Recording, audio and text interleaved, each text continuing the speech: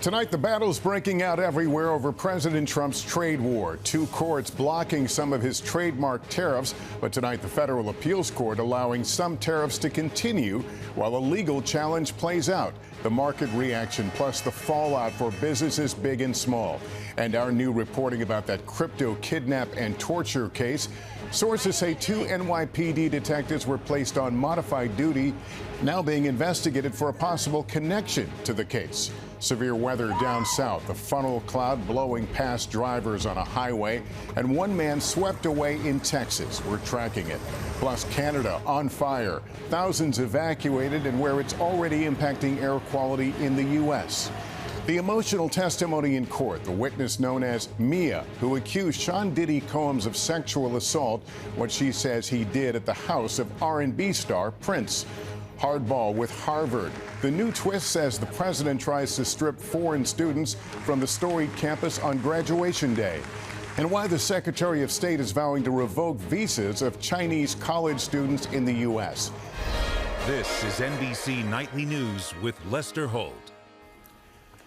Good evening and welcome. Tracking the status of the Trump trade war has been a little bit like following the bouncing ball. Over the last 24 hours, a federal trade court voiding many of Mr. Trump's tariffs, ruling the president exceeded his authority and giving the White House a narrow window to comply.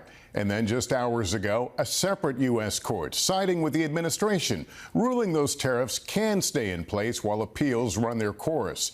The ruling pausing the trade court decision, adding further uncertainty to U.S. trade policy. Despite it all, the administration conducting business as usual, moving forward with negotiations with trading partners. Gabe Gutierrez is at the White House with that and a notable parting of ways at DOGE.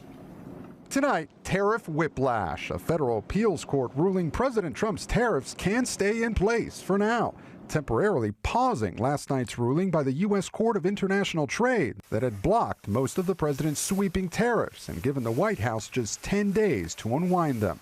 Three judges of the U.S. Court of International Trade disagreed and brazenly abused their judicial power to usurp the authority of President Trump to stop him from carrying out the mandate that the American people gave him. President Trump relied on emergency powers outlined in a 1977 law to enact many of his tariffs, but the court said that use is impermissible, not because it is unwise or ineffective, but because that law does not allow it. Small businesses in a dozen states had filed the lawsuits. It's just been surreal. Victor Schwartz is the lead plaintiff and the founder of VOS Selections, a small New York-based wine company. The tariffs are a cash flow killer, particularly impactful for a small business. This kind of uncertainty is terrible for business. It's impossible. You're just guessing. The president still has other means of imposing tariffs on imported goods, and the White House says it will keep negotiating with other countries to reduce trade barriers on American products, despite the uncertainty. Why would other countries continue these trade deal negotiations? Because other countries around the world have faith in the negotiator-in-chief, President Donald J. Trump. And they also probably see how ridiculous this ruling is, and they understand that the administration is going to win. The tariff turmoil comes as one of the most visible members of the administration officially confirms he's leaving after his 130-day appointment as a special government employee. Elon Musk thanked the president for the opportunity to reduce wasteful spending while heading up the Department of Government Efficiency. We thank him for his service. We thank him for getting DOGE off of the ground, and the efforts to cut waste, fraud, and abuse will continue. But tonight, the top Trump ally is also distancing himself from the White House. It's not like I agree with everything the administration does. So it's like I agree with much of what the administration does, but we have differences of opinion. Gabe, let me also ask you about some striking comments tonight from the White House about the former First Lady. Yes, Lester, the White House press secretary is accusing former First Lady Jill Biden of being, quote, complicit in a cover-up about her husband's decline while in the White House and is calling on her to speak to House Republican investigators. Tonight, a Biden family spokesperson declined to comment. Lester? Gabe Gutierrez, thank you. Now we turn to that crypto kidnapping case here in New York. New details tonight about two NYPD detectives who have been sidelined as the department looks into whether they're connected to the case. NBC's Sam Brock with that story. Tonight, 2 members of the New York Police Department have been placed on modified duty, guns and badges temporarily taken, according to the NYPD, as they're investigated for any link to 2 crypto businessmen, John Waltz and William Duplessis, accused of kidnapping an Italian investor before his escape 17 days later and torturing him inside of his Soho townhouse, trying to pry away his Bitcoin password.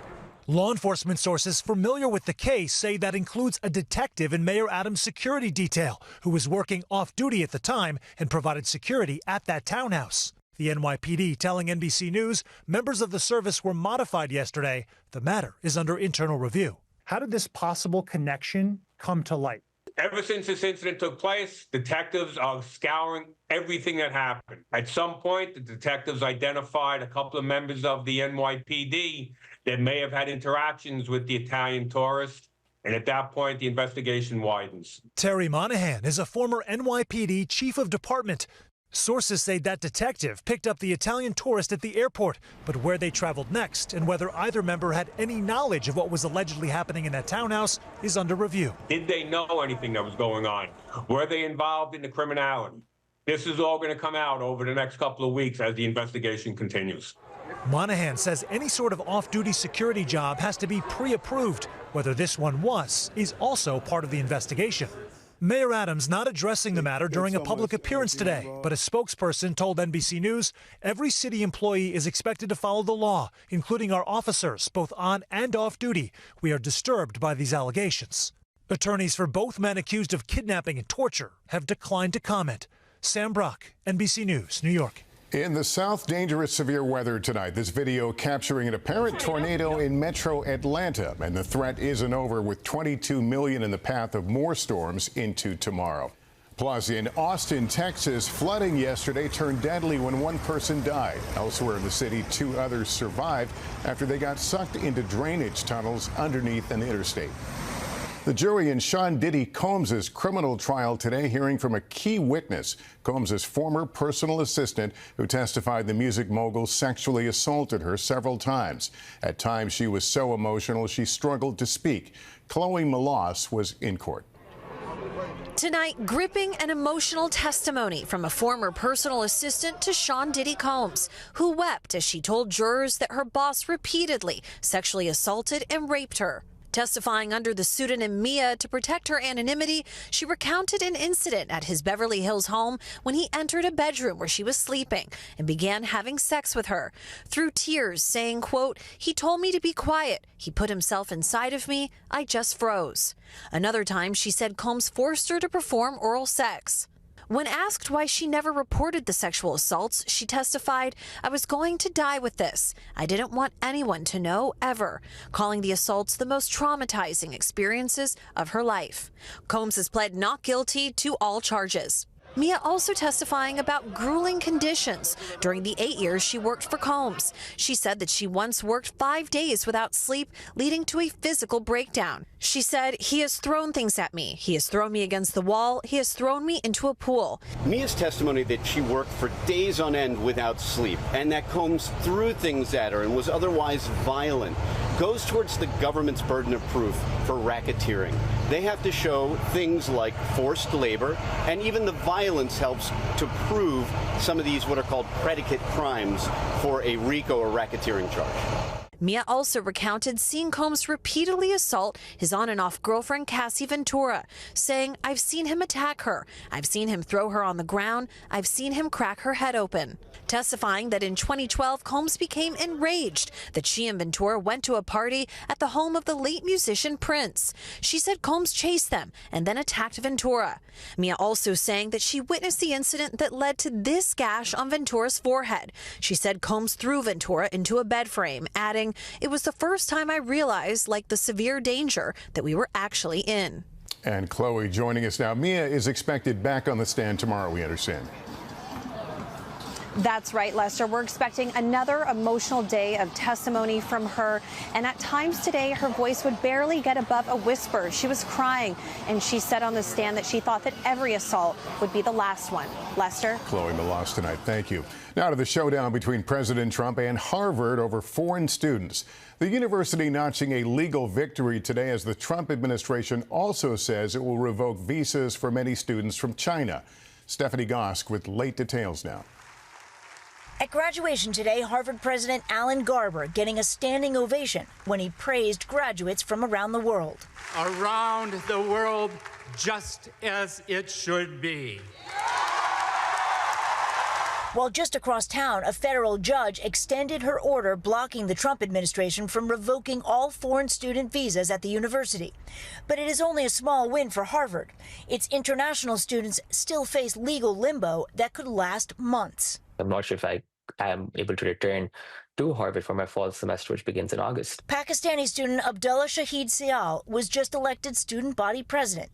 He spoke to us from Australia. We really want to come back. The Trump administration accuses Harvard of fostering anti-Semitism on campus and implementing what it calls racist DEI policies. A Harvard University task force recently found a demonization of Israel and bullying of Jewish students on campus. But Harvard rejects the government's demands, which include sweeping oversight of its curriculum, hiring, and admissions. In retaliation, federal agencies froze billions of dollars in grants, including for cancer research. Harvard has been a disaster. I'd rather see that money go to trade schools. And by the way, they're totally anti-Semitic at Harvard. The move to revoke international student visas impacts more than a quarter of the student body. Tonight, the Trump administration with a new escalation. Secretary of State Marco Rubio announcing the State Department will aggressively revoke visas for Chinese students, including those with connections to the Chinese Communist Party or studying in critical fields, and will revise visa criteria to enhance scrutiny of all future visa applications from China. 270,000 Chinese students are studying at U.S. colleges. Back here at Harvard, Maria Kuznetsova graduated today. She's a human rights activist from Russia. But what happens to you if your visa gets revoked? I don't have any other visas. If I get deported back to Russia directly, it's a very bad situation for me. Tonight, Harvard officials tell us that because of the uncertainty surrounding their visas, dozens of students have reached out for help transferring to other schools, Lester. All right, Stephanie, thank you. We turn now to the issue of medical debt and the struggles so many people have once they become patients, understanding all the bills that come after an unexpected medical crisis and whether they are fair. Here's Liz Kreutz.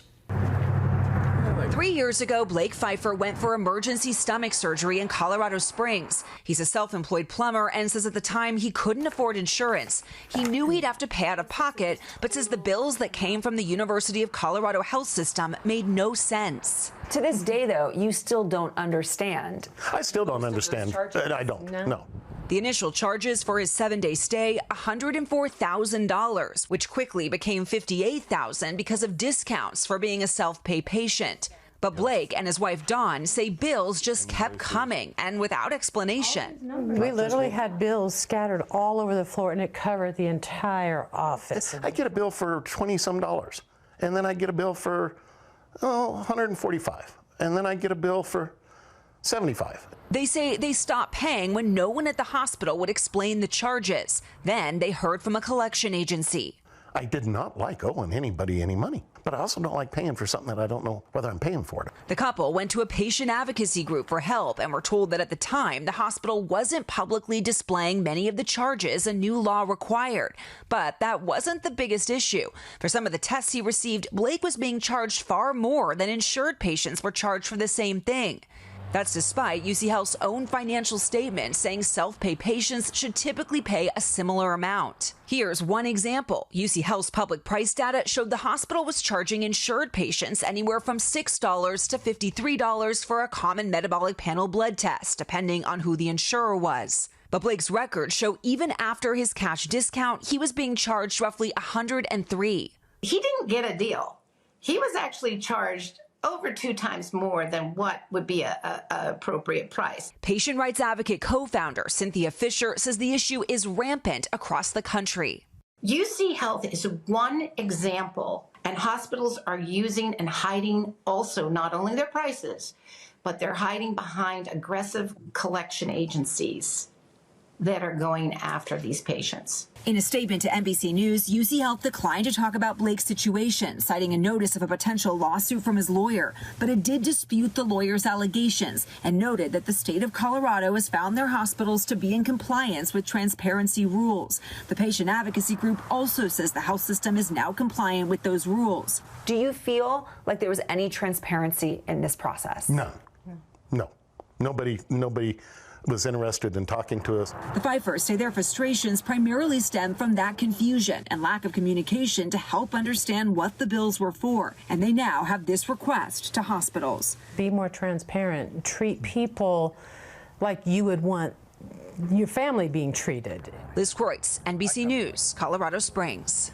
In 60 seconds, the billion-dollar beauty deal. Hailey Bieber's popular beauty company acquired for $1 billion today. Why she's just the latest woman to go big with their brand.